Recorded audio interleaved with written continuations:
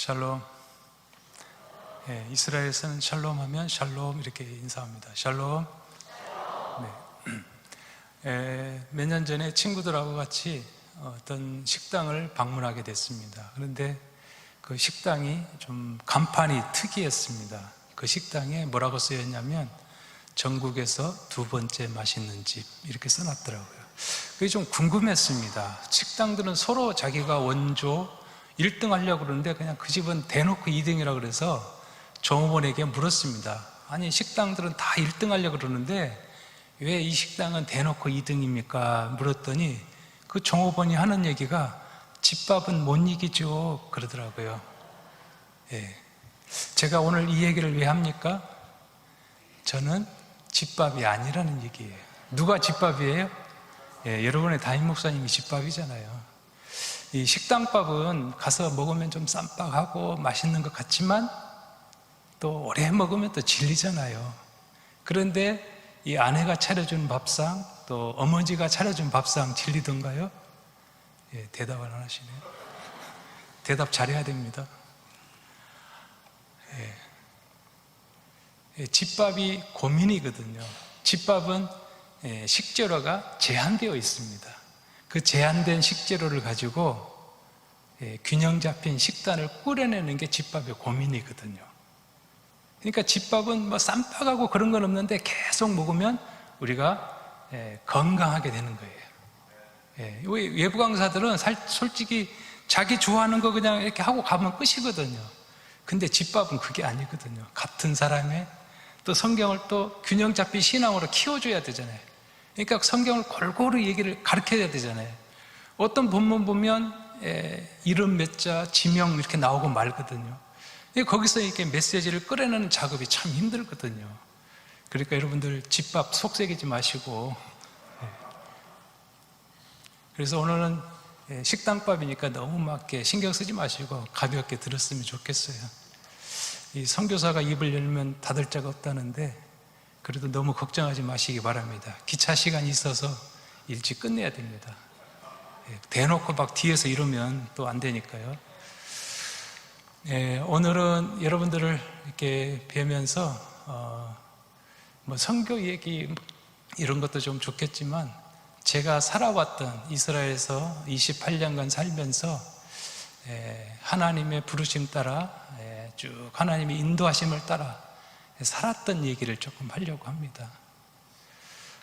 저는 이제 시골에서 종갓집 종손으로 자랐습니다. 그러다 보니까 집안 분위기가 매우 엄격했고, 그래서 그런 것들이 이제 성격 형성에 영향을 줬는데, 굉장히 좀 가부장적이고, 또 고지식하고 융통성도 없고, 또 부끄러움도 많고, 늘 뭐 주눅 들고 뭐 그런 사람이었어요. 그래서 이제 예수를 일찍부터 믿었지만, 어릴 때부터 믿었지만, 예수를 믿으면 믿을수록 좀 평안해지고 해방감, 자유함이 있어야 되잖아요. 그래서 저는 그게 없는 거예요. 예수를 믿으면 믿을수록 저 안에 더 잘해야 되는데 하는 죄책감이 저를 더 짓누르는 거예요. 그러다가 이제 한 번은 신학교를 갔잖아요. 신학교를 갔는데 이게 신학훈련을 하고 이제 목회하실 전도사님들이 컨닝하는 걸 제가 봤어요. 은혜가 안 되더라고요. 그리고 그때부터 그런 친구를 거의 좀 멀리 했었거든요. 왜냐하면 저는 종갓집 종손으로서 윤리적으로 도덕적으로 너무 반듯하게 살았다고 생각을 했거든요. 그러니까 저만의 이런 왁구가 있는 거예요. 왁구 그러면 안 되고, 일본 말인데 틀이 있는 거예요. 그 틀을 가지고 사람을 보는 거예요. 거기 안 들어오면 쟤는 안 돼, 이렇게 정죄를 하는 거예요. 그러니까 저는 율법주의자는 아닌데 율법주의가 너무 익숙한 거예요. 그래서 신학교 다닐 때도 조금 어영부영하는 친구들을 조금 멀리했어요. 그러다가 한참 철이 들고 한참 시간이 흐른 뒤에 쟤들이 목회할 수 있을까 했던 친구들을 가만히 봤거든요. 그런데 다 큰 교회 당회장 다 깨차고 있더라고요.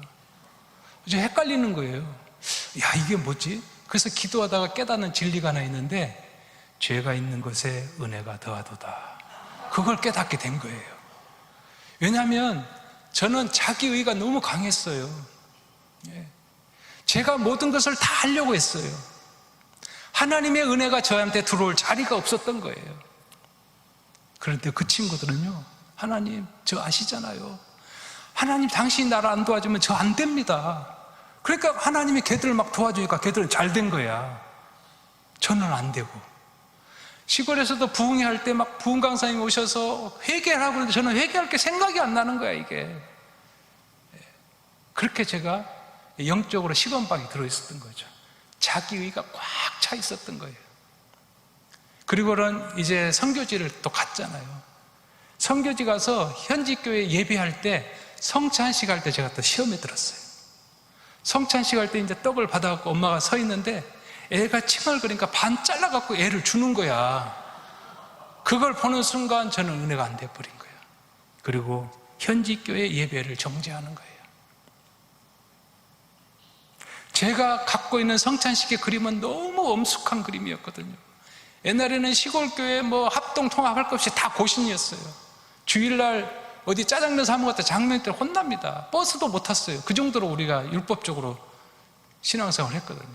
그리고 성찬식도 1년에 한 3번 하니까 담임 목사님이 분위기를 너무 잡는 거야. 지금 보니까 죄 문제 해결 안 하고 막 이렇게 떡을 뗐다가 갔다가는 급살 맞아 죽을 것 같은 막 그런 분위기를 담임 목사가 막 몰고 가는 거야. 그런데 감히 이거 세례도 안 받아 애한테 떡을 떼주다니 말이 안 되지. 그러면서 현지 교회를 비난하고 예배를 정지하는 거예요. 그러니까 불편한 거예요. 그리고 현지 교회가 그러니까 예배 시간을 그렇게 또 안 지켜요. 시간이 7시다 그러면 보통 시작은 7시 30분, 40분에 하는 거예요. 그럼 시간을 늦추자. 8시 시작했는데 여전히 8시 반, 8시 40분 시작하는 거예요. 그래서 제가 나중에는 짜증이 나가지고 예배 시간 7시에 문을 잠궈 버리라고 그랬어요. 그랬더니 교인이 화가 나가지고 제가 쫓겨날 뻔했어요. 쟤 뭐냐고. 그러니까 나도 모르게 습관적으로 7시 되면 뒤를 자꾸 쳐다보는 거예요. 누가 어느 놈이 늦게 오나 하고. 그러면 이제 제가 하도 그러니까 이제 늦게 오면 눈치를 보면서 들어와요.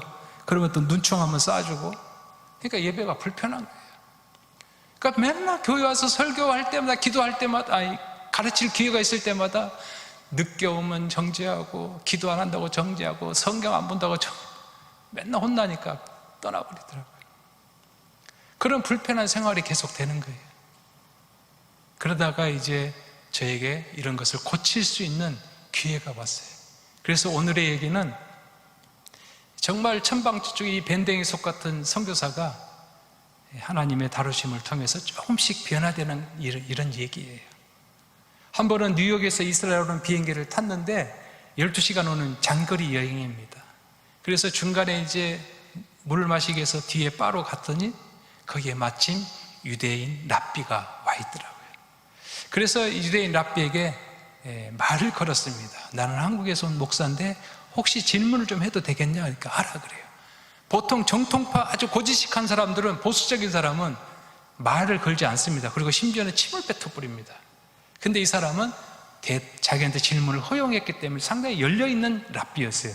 나중에 그 랍비가 있는 회당에도 가보기도 했습니다만, 그러면서 그 랍비에게 제가 질문했는데 몇 가지 성경에 궁금한 점을 질문했습니다. 그 중에 하나가 오늘 본문이에요. 오늘 본문은 무슨 본문이냐면, 이제 다윗이 골리앗 전투에서 엘라 전투에서 골리앗을 쓰러뜨리고 나서 사울 왕의 총애를 받게 돼요. 그리고 사울은 그 다윗을 전장에 누빌 때마다 다윗의 겪고 있는 지략과 전략을 이용해서 큰 승리를 거두고 옵니다. 그런데 동네 오기 왔을 때 여인들이 입방정을 떨어요. 사울이 죽인 자는 천천히요, 다윗이 죽인 자는 만만이다.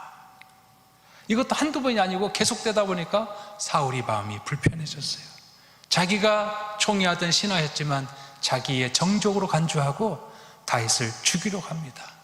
그래서 다윗이 이제 도망을 쳐서 어디로 갔냐면, 당시 사무엘이 나이가 많아서 은퇴하고 자기 고향 라마에 돌아와서 라맛 라요시라는 학교를 만들어요. 그리고 거기서 차세대 리더십을 양성하는, 그래서 사무엘의 문화생으로 들어갑니다. 거기서 대표적인 사람이 누구냐면 차세대 정치 지도자는 다윗이고 종교 지도자는 나단, 갓 선지자, 이런 사람들이에요. 그래서 거기서 사무엘 선지자로부터 최고의 엘리트 교육을 다 받습니다. 그런데 또 사울이 그걸 알고 다윗을 잡으러 옵니다. 다윗이 낌새를 알아차리고 도망을 치잖아요. 급히 도망을 쳐서 어디로 가냐면 지금 히브리대 뒷산에 노비라는 성전으로 가요. 가서 너무 급하게 오느라고 음식을 못 챙겼잖아요. 먹을 것을 구합니다. 근데 그날따라 높성전에 먹을 것이 없었던 거예요. 근데 마침 아마 그날이 우리로 친다면 아마 주일 정도 됐을 것 같아요. 일주일 동안 매 안식일 토요일마다 새로운 떡을 해서 진설하고, 일주일 동안 진설되었던 딱딱하게 굳은 빵, 물려낸 하나님의 거룩한 떡이 있었던 거예요. 그래서 제사장이 묻습니다. 간밤에 여인을 가까이 한 적 있냐? 없습니다. 그러면서 그 떡을 다윗에게 줘요. 거기서 제가 궁금했던 게 뭐냐면, 하나님의 거룩한 떡은 누구에게만 허용되었습니까? 아론의 후손 제사장. 그런데 다윗은 제사장이 아니잖아요. 그런데 왜 하나님의 거룩한 떡을 먹고 안 죽었습니까? 라고 제가 질문을 했어요. 그러자 그 랍비가 단 1초의 망설임도 없이 다윗은 배가 고팠다 그러더라고요. 그건 알죠. 그래서 어쨌다는 거냐? 그랬더니 이 랍비가 짤막한 히브리어로 이렇게 대답했어요.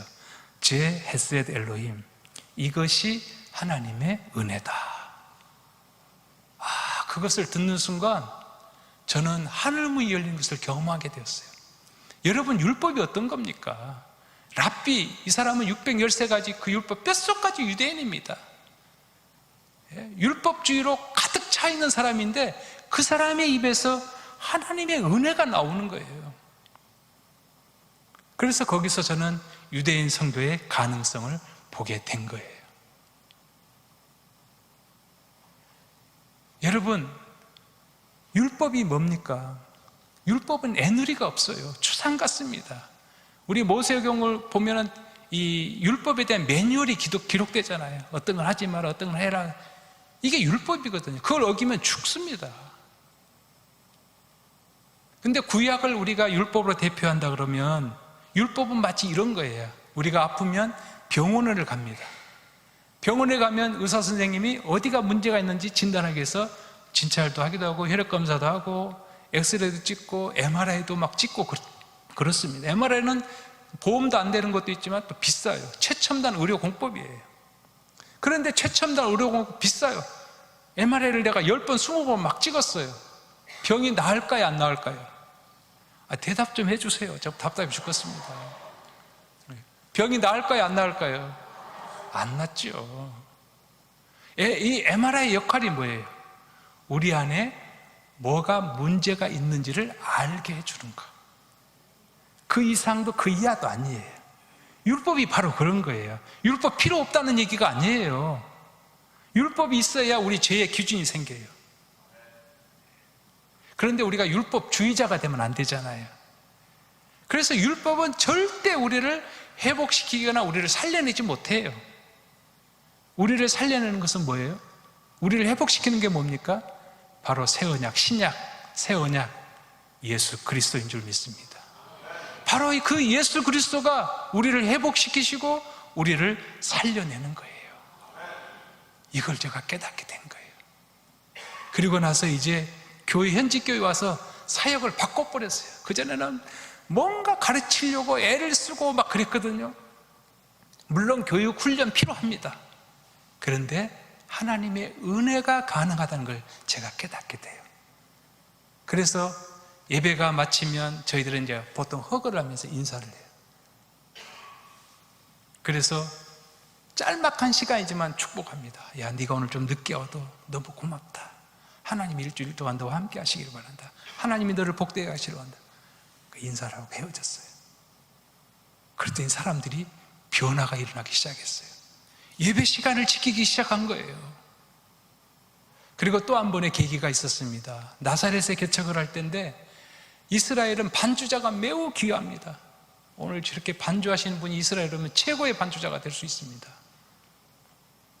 나사렛에 개척하고 얼마 안 됐는데 반주할 좀 청년 한 명을 데리고 왔어요. 그런데 볼 때 참 이게 외모가 은혜스럽지 못하더라고요. 그때 당시 터키 유명한 축구 선수가 있었는데 여기만 머리를 놔두고 여기를 다 잘랐어요. 닭뼈슬처럼. 거기다가 또 이게 난방을 입었는데 단추 3개를 풀었더라고. 이게 이렇게. 그거 뭐하러 풀었는지 모르겠어. 하여간 그래서 반주를 한번 해보라 그랬어요. 한국은 이제 그런 키보드 쓰지 않지만 이스라엘은 신디사이저가 다 키보드예요. 키보드는 뭐냐면 자체 그 스피커가 있고 비트박스가 있어요. 뭘 누르면 막 쿵짝쿵짝 그게 자동으로 나오는 게 있어요. 그래서 그걸 가지고 막 쿵짝쿵짝 하면서 코드 3개 가지고 전곡을 다 소화시키는 거야. 그러니까 안 돼. 그러니까 맡길 때마다 이걸 막 너무 많이 해. 그러니까 막 산만하잖아요. 막 쿵짝쿵짝 하죠. 그래서 야 이거 하지 말고 그냥 코드만 해주라 그랬더니 자기도 답답한 거야. 코드 3개 갖고 하려니 얼마나 힘들어. 그런데 거기까지는 괜찮았는데 이게 꼭 그 예배 시간이 옛날에 우리 그 시골에 해충약 파는 막 그런 장터 해충약 파는 그런 분위기가 막 쿵쾅쿵쾅 하니까. 그런데 거기까지는 괜찮은데 예배 찬양 끝나면 가버리는 거야. 집에 중간에. 헌금도 해야 되고 성찬식도 했는데 그때는 그나마 이게 없으니까 교인들이 입을 또 안 벌려 버리는 거야. 그래서 중간에 가면 안 된다. 예배를 끝나고 가야지. 근데 자기는 너무 배가 고프다는 거예요. 그러면 예배 전에 잠깐 뭘 좀 먹지. 그랬더니 일터에서 바로 온다는 거예요. 그리고는 여전히 중간에 그냥 찬양 끝나면 가버리는 거예요. 거의 저도 좀 성격 있게 생겼잖아요. 그래서 제가 진지하게 얘기했거든요. 근데 안 들어요. 그래서 내가 그랬죠. 너 그러려면 교회 나오지 마라 그랬어요. 목사가 교인한테 교회를 나오지 마라 그런 거예요. 그런데도 꼬박꼬박 오는 거야. 그러니까 그놈 새끼만 보면 나도 막 속이 상한 거야. 한 번은 안 와요. 안 보여. 어디 갔냐 그랬더니 멀리 일을 가서 한 달 정도 못 올 거라 그래요. 그러냐고. 그리고 한 3주째 정도에서 교회에서 이렇게 눈을 감고 이렇게 있는데 불현듯 제가 무슨 생각이 드냐면 중간에 가더라도 안 오는 것보다 낫지 않냐? 그 생각이 딱 드는 거예요. 이거 그럴듯하죠. 그렇다고 여러분들 중간에 막 가고 늦게 오고 그런 얘기는 아니잖아요. 어쨌든 조금 늦게 오더라도 아예 안 오는 것보다 낫잖아요. 중간에 가더라도 아예 안 오는 것보다 낫잖아요. 그거 되니까 또 이제 제가 마음이 좀 너그러워졌어요. 그리고 그 다음 주에 그 친구가 왔어요. 그래서 진짜 진실한 마음으로 이렇게 포옹을 해주면서 제가 용서를 빌었어요. 미안하다. 내가 세계적인 반주한 너를 몰라보고 핍박하였구나. 나를 용서해라. 그런데 기적이 그 다음 주부터 일어났어요. 그놈 새끼가 안 가요. 지금 가요. 지금은 반주를 너무너무 잘합니다. 거기서 깨달은 게 있어요. 훈련, 교육 다 필요하다. 그러나 하나님의 은혜는 모든 것을 가능케 한다는 것을 제가 깨닫게 된 거예요. 그리고 선교사가 무슨 일을 하지만 결국 하는 모든 일들은 하나님의 은혜가 가능케 한다는 걸 제가 깨닫게 된 거예요. 그러면서 그런 계기가 있으면서 제 안에 변화가 오기 시작했어요. 우리 유성남 목사님과 저랑 같은 교회에 있었지만 그때 당시 담임 목사님이 저를 아주 이뻐하셨어요. 왜냐하면 제 별명이 양칼, 양형사 막 주로 이런 거예요. 뼈 쪽에 58kg 막 60kg가 안 돼 맨날. 그래서 막 누가 교회 주보를 떨어뜨리고 갔다. 그 자리 누가 왔나 봐가지고 그 다음 주에 주보 갖고 왜 주보 떨어뜨리고 왔냐고 봐요.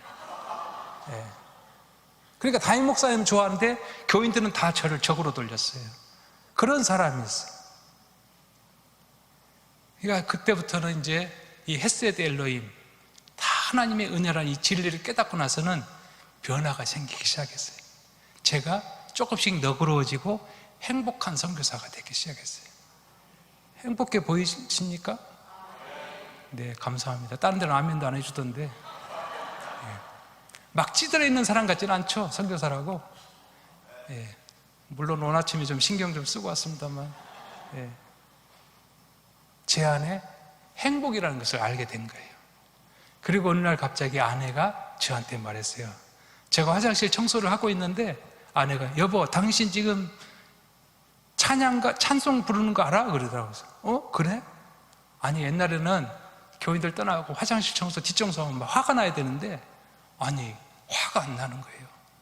청소를 하는데 주보를 떨어졌고 주보를 줍고 교회 예배당을 정리하는데도 화가 안 나요.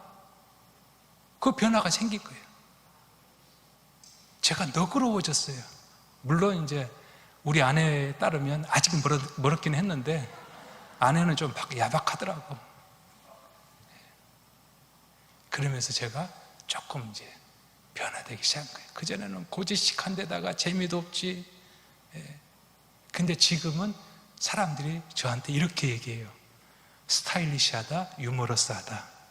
지금 빈정이 상가지고 몇 번 막 그러는 거 아니에요. 제가 한 얘기가 아니라 다른 사람이 저한테 얘기를 해줬다고요. 복 받으실 겁니다. 그때부터 이제 제가 행복해지기 시작하면서 부작용은 딱 하나 있어요. 아니 신간이 편하니까 살이 찌기 시작하더라고요. 물론 이제 지금 제가 관리를 엄청 하고 있습니다. 또 우리 유 목사님 때문에 다 무너졌는데 살이 쪄요. 신간이 편하니까. 그리고 이스라엘에서 행복한 선교사가 되면서 이스라엘 검문검색이 얼마나 까다롭습니까? 그 이후로는 검문검색에 제가 붙잡혀 본 적이 없어요. 왜? 행복한 사람이 데려가겠어요? 하나님이 제 마음을, 제 생각을 바꿔주셨어요. 이게 중요하더라고요. 마음이 안 바뀌면요, 아무리 많이 가져도 행복하지 않는 거거든요. 제가 잘 아는 미국에서 아주 자주 선가해서 큰 부자가 된 장로님이 계세요. 제가 딱 되면 여러분들 모두가 다 아는 사람, 전 세계가 다 아는 그 정도 인물이에요. 근데 그 장로님의 아들이 2명이 있었는데 큰아들이 이제 고등학교를 졸업하고 대학교를 갈 때 자동차를 사달라고 해서 자동차를 사줬어요. 그리고 둘째 아들 알렉스가 이제 또 고등학교를 졸업하고 대학교를 가면서 자동차를 사달라고 그랬어요. 큰아들 사줬으니까 작은아들도 사줘야 되잖아요. 그래서 장로님이 물었어요. 그래, 뭔 차 살래? 그랬더니 예, 아버지 저는 BMW M 시리즈요 그랬어요. 이 BMW M 시리즈는 뭐냐면 스포츠카예요. 작은데도 막 억대가 넘어가는 차야. 근데 장로님의 재력은 충분하지만 이건 어린아이 때 너무 무리다. 지혜로운 장로님이거든. 그래 사줘야지. 그 대신 조건이 딱 하나 있다. 뭡니까? 내가 소개하는 선교사님 집에 딱 석 달만 가 있다 와라. 알겠습니다. 장로님과 선교사님 연락을 해서 우리 아들이 가거든 석 달 동안 절대 여권을 주지 마라. 단단히 약속하고 이제 아들을 보내는 거죠. 아들이 이제 아버지 소개하는 선교사님 찾아가는데 아프리카 오지 중에 오지로 가버린 거야. 전기도 안 들어와요. 정글로 들어가 버렸어요. 신발도 안 신고 거의 옷도 안 입고 다니는 그런 동네로 가버린 거야. 전기가 안 들어오잖아요. 전기 안 들어오니까 와이파이가 없잖아요. 요즘 애들은 와이파이 없으면 죽어버립니다. 거기가 음식이 안 맞잖아요. 미국에서 호강하다 갔는데 그야말로 애들 말로 3일에 한 번씩 설사 가니까 개고생을 한 거야. 그리고 석 달이 돼서 LA 공항에 장로님하고 권사님이 이제 마중을 나가서 있는 거예요. 있는데 누가 아버지 하고 부르더래요. 장로님이 딱 뒤로 돌아보는 순간적으로 자기 아들이 아닌 줄 알았대. 그 뚱뚱하고 이 득치 좋은 애가 새까맣게 삐쩍 말라고 온 거예요. 그래서 장로님이 겁이 나고요. 야야 차 사러 가자. 그랬더니 그 아들이 하는 얘기가 아니요 아버지 나는 운동화를 신은 것만으로도 감사해요. 뭐가 바뀌었어요? 생각이 바뀌어버린 거예요. 자기는 지금까지 엄마가 차려준 그 기름진 밥상 앞에서 단 한 번도 땡큐 해본 적이 없었어요. 당연하다고 생각했어요. 푹신한 침대에 누워서 행복하다 감사하다 생각해 본 적이 없어요. 그런데 석 달 동안이지만 짧은 기간이지만 극한 열악한 환경에 자기를 노출시키고 나니까 자기가 얼마나 행복한 사람인지 호강에 초를 치고 나팔을 불며 살았는 사람인지를 깨닫게 된 거예요. 뭐가 일어났습니까? 생각이 바뀐 거예요. 이걸 우리는 이제 사고 전환 혹은 패러다임 시프트라 그래요. 이 시프트가 뭐냐면 옛날 기리까이 아세요? 기아 기리까이 하는 거? 하나님이 생각을 싹 바꿔주는 거예요. 생각이 바뀌니까 행복해져 버리는 거예요. 세상에 당연한 것이 없어져 버린 거예요. 하나님이 이스라엘 백성들을 출애굽해서 광야로 몰아넣으시잖아요. 광야에서 40년 동안 하나님이 줄기차게 했던 훈련 내용이 뭡니까? 마음을 바꿔주는 행동, 생각을 바꿔주는 훈련을 계속 한 거예요. 이스라엘 백성들이 왜 광야에서 망했습니까? 왜 죽었습니까?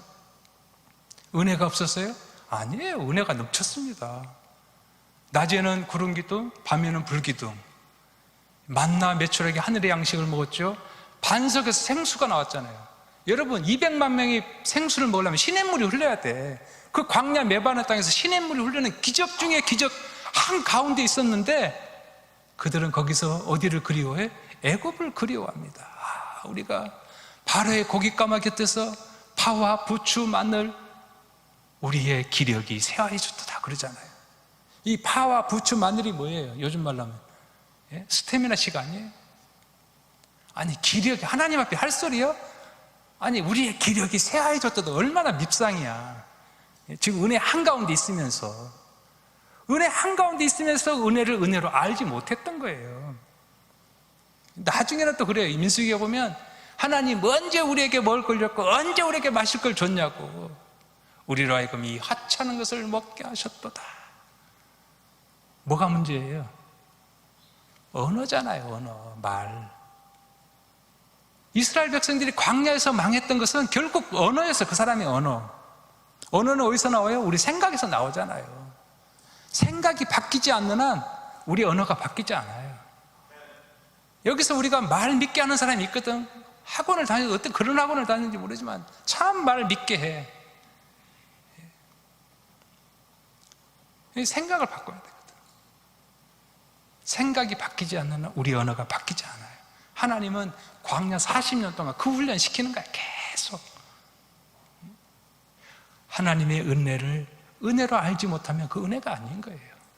은혜를 은혜로 알지 못하는데 가나안 땅 가면 뭐예요? 아무런 의미가 없는 거예요.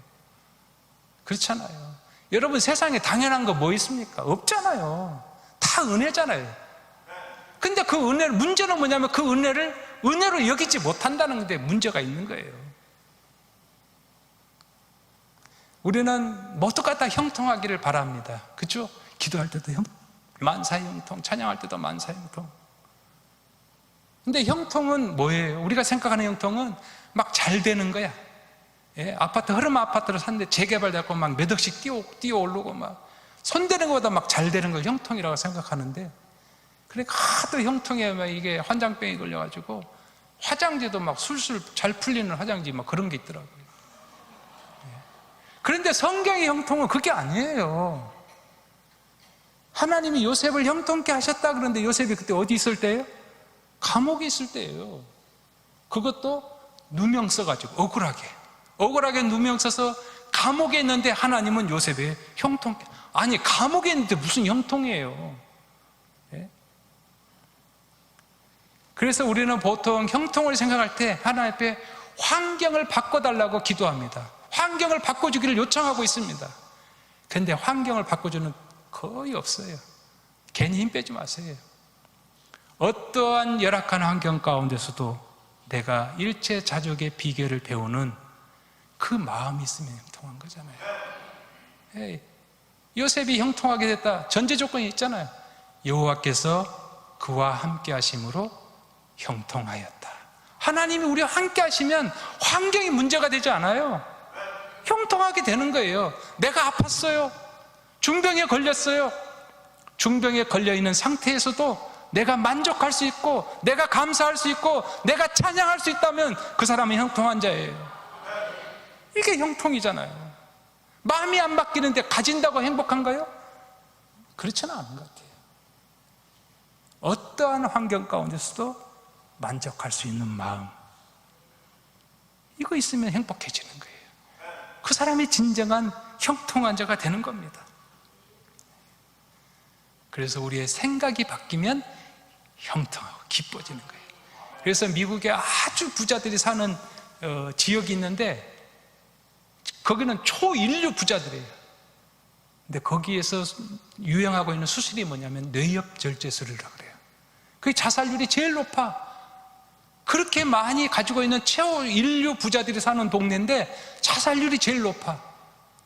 그래서 거기 수술이 뇌엽절주 수술인데 뇌에 들어간 신경 하나를 살짝 돌려버린 거예요. 그러면 비 오는 날 꽂고 다니면서 막 행복한 거야, 그냥. 명대로 사는 거야, 그냥. 요즘 그런 수술이 유행이래. 그러니까 가진 거하고는 행복하거나 아무 소용이 없는, 관계가 없는 거예요. 우리의 마음, 이 멘탈이 바뀌지 않으면 절대 우리는 행복할 수 없습니다. 그래서 우리가 교회에서도 그런 훈련을 막 시켜줘야 돼, 계속. 그리고 말을 부정적으로 하는 사람들이 한 사람 있으면 그건 전염성이 강해요. 금방 돌아버려요. 그러니까 절대. 그러니까 여러분, 광야 백성의 특징이 뭐냐면, 광야가 앞에 있는 사람, 광야가 뒤에 있는 사람의 특징은 언어에 있어. 광야가 앞에 있는 사람들 언어를 가만히 보세요. 다 부정적이야. 아유, 장로님 그거 되겠어요? 안 됩니다. 매사에 부정적이야. 그냥 무조건 걸고 넘어지는 거야. 광야가 아직 멀었어. 그 광야 인생이야. 우리 신앙이 연수하고는 직분하고는 아무 상관없어요. 근데 광야를 지나온 사람들을 언어를 보세요. 아유, 도와야죠. 협력하야죠. 제가 뭘 도울까요? 이렇게 나오잖아요. 그리고 말끝마다 주님의 은혜입니다. 주님이 하셨습니다. 이게 광야를 지나온 사람이에요. 근데 광야 인생들은 참 요란하게 말도 많아. 어쨌든 중요한 것은 세상에 당연한 것은 없다. 다 하나님의 은혜다. 성지 얘기를 좀 많이 하라 그랬는데 다음에 해야 될 것 같아요. 그래야 한 번 더 부를 것 같아서. 그 도로시라고 하는 여자 선교사님이 꽃다운 20대 꽃다운 나이에 파푸아 뉴기냐에서 얼마를 더 가는 정말 오지 중에 오지의 선교사로 갔어요. 그리고 4년 동안 열심히 했는데 한 명의 결신자를 못 얻어요. 그리고 이제 그 선교단체가 모여서 선교 대회를 하는데 선교사님들이 나와가지고 자기 사역 얘기를 막 하는데 이 선교사님은 보고할 게 없는 게 한 명의 결신자를 못 얻었기 때문에. 그리고 그 선교단체는 이제 로테이션으로 선교지를 바꿔가면서 이제 돌아가는데 이 선교사님 열매가 없으니까 아무도 여기를 지원하지 않는 거야. 그래서 자기가 또 가요. 그 다음에도 또 가고, 그 다음에도 또 가고, 결국 거기서 나이가 많아서 은퇴를 하게 돼요. 그리고 이제 미국 선교사 안식관에 그 할머니, 머리가 하얗게 된 할머니 선교사님이 있는데 기자가 가서 인터뷰를 해요.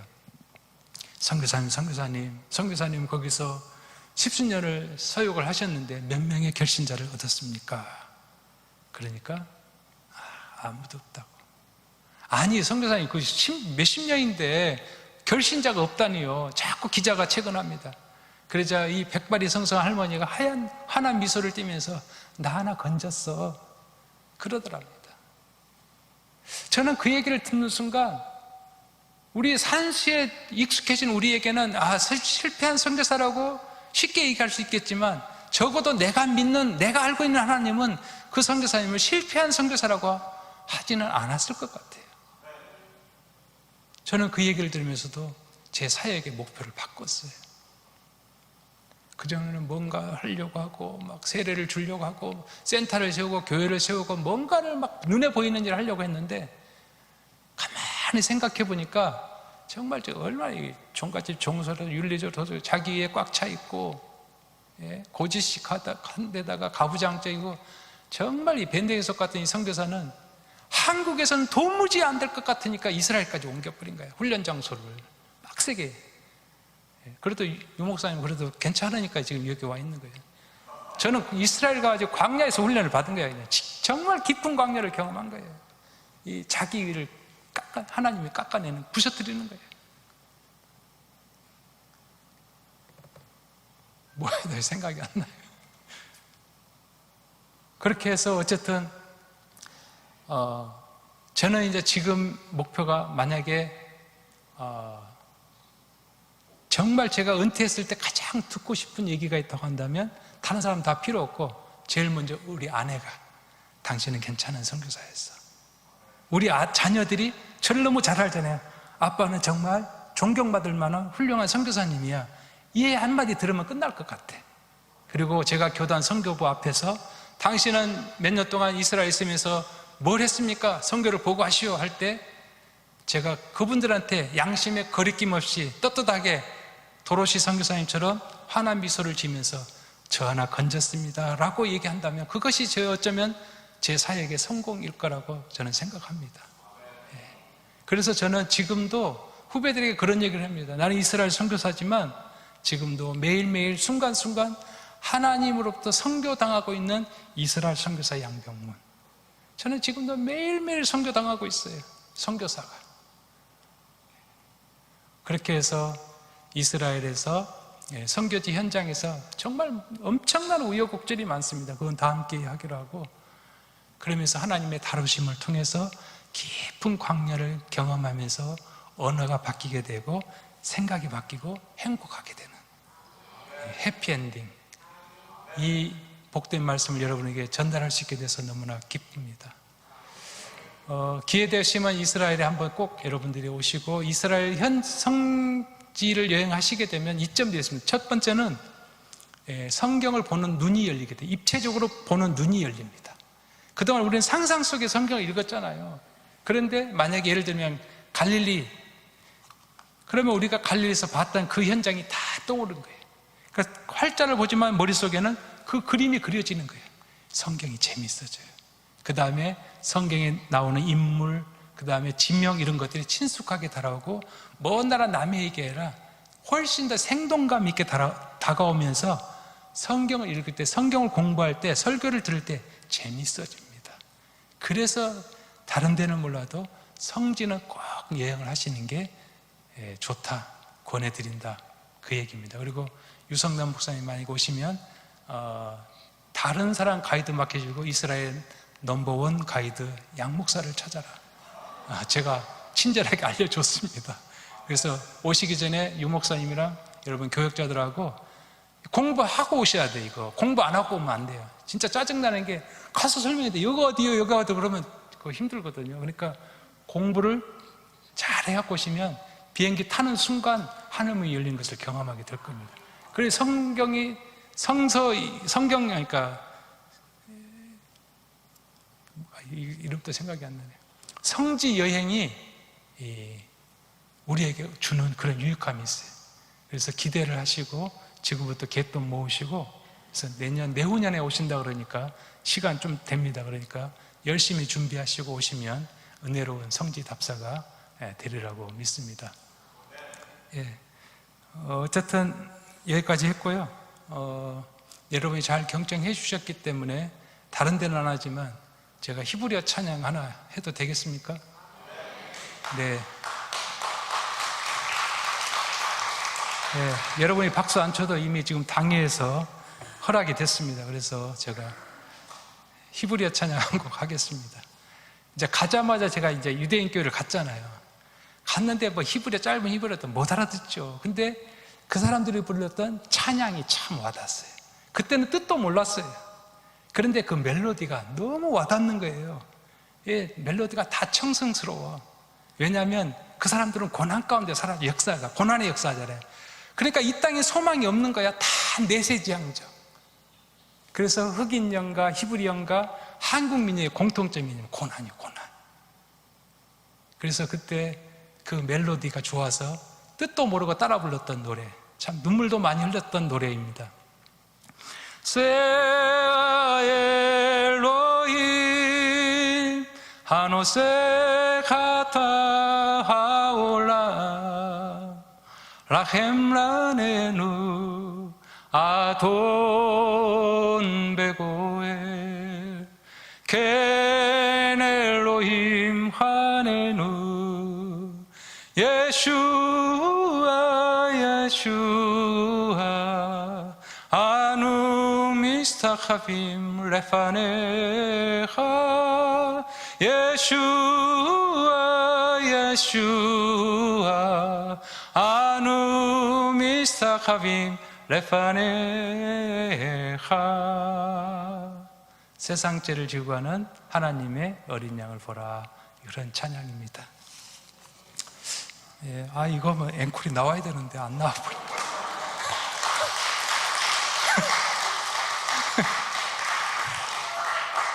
앵콜이 안 나와가지고 조금 빈정은 상하지만 그래도 준비한 거니까 한 곡 더 하겠습니다.